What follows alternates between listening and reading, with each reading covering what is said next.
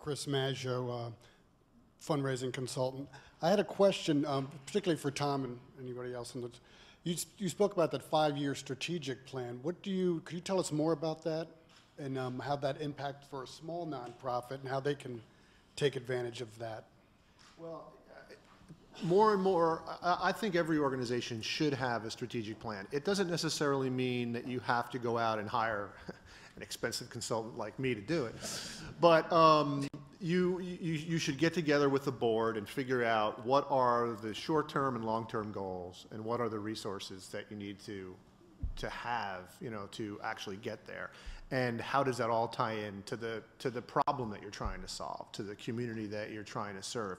And I'm finding that more and more funders are asking for the strategic planning documents. And they're asking maybe in terms of making a large multi-year gift or even a large gift to an annual campaign, certainly for a capital campaign.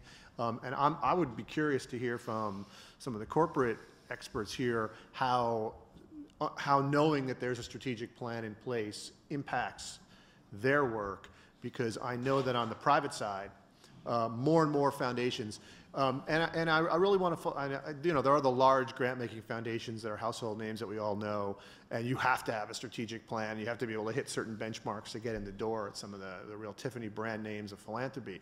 But more and more family foundations of relatively middle-scale means are either staffing up or assigning a family member who is very serious about it and does the research and really, comes in and knocks on your door and sees what's there. So going through that process and having something in place. Now, 5 years is a totally arbitrary number, but it's the one that most organizations pick because it gives you at least a long enough horizon so you can see where the impact might be and where you might need to, what you might need to do over a certain period of time to get there. 1 year, just isn't going to work. But I'd love to hear, maybe from you, Emily, how that matters. Sure. I think it's part of our growing expectation of impact, and it's one of the demonstrations that a nonprofit is serious about it and serious about considering their future and where to place their very limited resources. So we all know you're tackling some pretty entrenched issues. And we want to see nonprofits who are smart about it, who are actively deciding what they think they can impact and what they can't, and have a plan against that. I think it goes to the whole, it's beyond just the overhead cost, but it's around the impact, and this is one of those ways that they can demonstrate that they're able to do it. So I think it's kind of growing. I wouldn't say we're as far along maybe as some of the private foundations, but it's a place where we're beginning to look to see, look, we've got limited resources and we've got a lot of people knocking on our doors. How do we judge where to place them and what's going to have the biggest impact? And that's certainly one of the metrics that we would be interested in. So to that point, if you've got it, market it, right? Don't wait for us to ask for it. That's a great point. Yeah. Don't put it on the shelf in the boardroom. I mean, it should be, or some version of it should be a public document. There should be, easily accessible via your website. And quite frankly, the language that's in the strategic plan should help to fill in the boxes in all of these databases that are growing out there. Exactly right. Exactly right.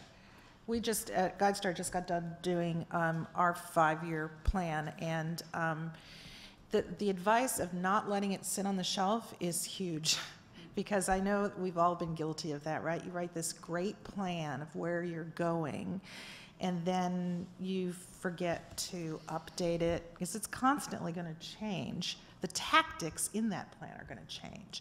But not only do foundations and corporations want to know it, but guess what? Your employees want to know.